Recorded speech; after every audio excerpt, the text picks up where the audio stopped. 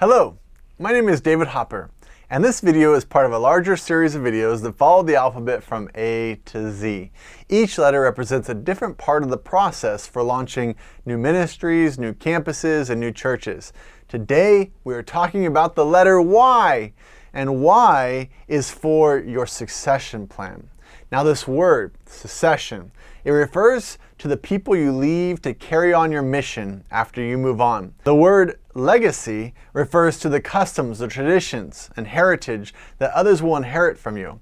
The subject of this chapter, therefore, addresses what kind of legacy you will leave for that succession to be successful, and how you train those who will follow you. Every pastor is an interim pastor. Whether you want to face it or not, your place in the history of your launch is only temporary. Even if you're there for 50 years, at some point, someone else will step into your place as the pastor. If your launch is successful, that's what will happen. Your ultimate goal should be to build something that lasts forever. Therefore, the succession of leadership should be on your radar for ensuring the longevity of your church and taking it to new heights. You must never forget the purpose for launching a new church is to spread the gospel and introduce people to the hope of the world, Jesus Christ. Part of your launch goals should be devoted to training new people to take over when you are gone. Research shows that most pastors are not thinking about this subject at all. Consequently, many churches fall apart when their pastor either moves on or passes away. Having a plan in place from the very beginning will mean that your launch will be something that continues to grow and thrive after you are gone. Having a succession plan matters, even if it's not implemented for many years later. Your succession plan is not about your retirement.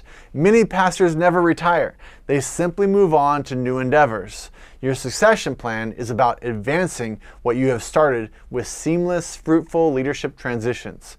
There are many biblical examples of leadership succession. Moses in Numbers chapter 27, Elijah in 2 Kings 2, Barnabas in Acts 11, Jesus in Matthew 10. Jesus ministered only 3.5 years, and during that time, he trained 12 disciples to continue his ministry after he was gone. Jesus clearly understood the concept of looking beyond himself to the future of his mission. Although he knew how long he had left, you must also understand that your ministry, it goes on after you leave as well. Are you launching a mission? Or are you only thinking of yourself and the career you're going to have? Here are 3 important areas of your pastoral succession plan. The first is mentorship. A mentor is someone who teaches, tutors, or guides another person through the process of learning something new. In launching your church, you must always be mentoring someone to take your place. For your plan of succession to be successful, you must look for people who not only possess natural leadership qualities, but who are also teachable. They must be people who will listen and learn from you. Paul in the Bible recognized that kind of person in Timothy. Paul mentored Timothy. In Timothy chapter 1 through 17, Paul reminds Timothy of how he himself was first called to ministry. And then he gives Timothy a charge to oppose false teachers. Then in verses 18 and 19, Paul admonishes Timothy to hold on to the faith and a good conscience. This chapter is a perfect example of what it takes to mentor someone to follow in your footsteps. First, Paul recognizes Timothy as a potential leader, then charges him to stay strong even when others have failed. From there, Paul brings Timothy along with him as he travels and models how to behave in all the components of ministry. Paul mentors and Timothy practices and learns throughout their travels. Eventually, Paul assigns leadership roles to Timothy, entrusting him with more and more of the leadership responsibilities. And finally, showing complete trust in Timothy's leadership readiness, Paul passes his ministry on to Timothy in Ephesus, confident that he had mentored Timothy well. You will notice in the dialogue between these two men that Paul continues to encourage Timothy that he is ready and called by God to be his successor. The example of Paul and Timothy serves as a blueprint that you can use in your own ministry. In 2 Timothy 2, verses 1 and 2, Paul encourages Timothy to mentor others when he recognizes that they are reliable and ready to carry on the gospel, just as Paul did for Timothy. Most pastors, they love the idea of identifying leaders and mentoring them. And they usually follow the model of watch and learn from me, but they struggle in handing off leadership responsibilities. The eventual complete handoff of leadership in the succession process is almost non-existent. The next important area of your pastoral succession plan is trust the process. In trusting the process, you visualize how your church will look years after you are gone and have no regrets. Pastors often stay at a church because they have nothing else to put their passion into, not because the church is thriving. Many pastors face retirement with no way to finance it, and that reality wrecks a succession before it even begins. You need to be thinking about your final moves right now, because they will define your legacy and what you have launched. Looking ahead is one of the most difficult tasks people face. Auto accidents sometimes happen because drivers are not looking down the road. Businesses will fail often because the leaders didn't anticipate changes in technology or their customers' needs. Leaders who look way down the road and anticipate how that looks are more likely to finish well. Think about great golfers when they hit their drive in a certain direction in preparation for the next 3 shots. Great chess masters, they study the board for possibilities 4 or 5 moves ahead. Trusting the process may be difficult, but the payoff is huge. Hockey star Wayne Gretzky often said, "I don't go to where the puck is, I go to where it's headed next."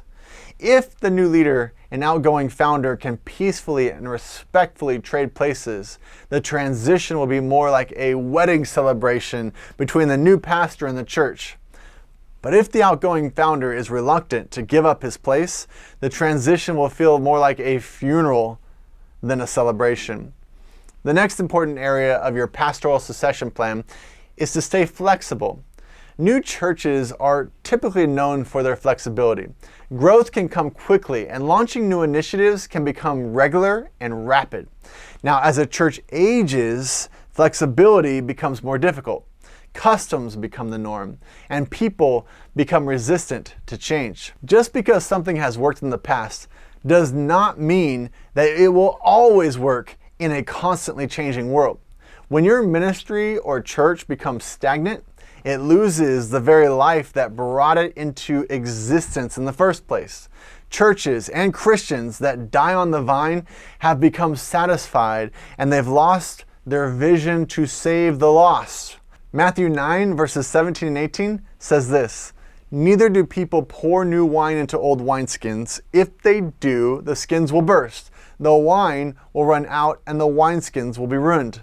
No, they pour new wine into new wineskins, and both are preserved." Churches and ministries can become old wineskins very fast. If you notice that you are having group meetings in the same location with the same people talking about the same things for years, you might find that trying something new will be far more difficult than you expected. You've become an old wineskin.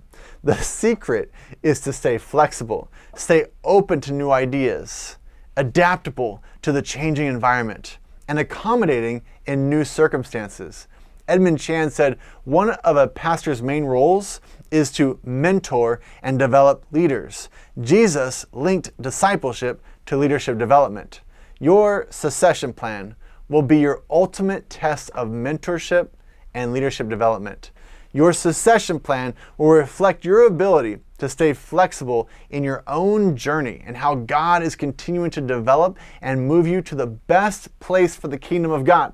In your notes, I'm going to leave you an example of how badly things can go if you're not thinking about your succession plan from the beginning.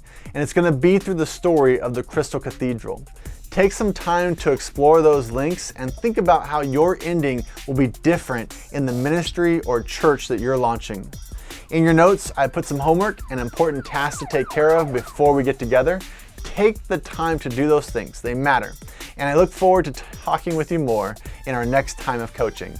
Thank you for watching, and I'll see you in the next video.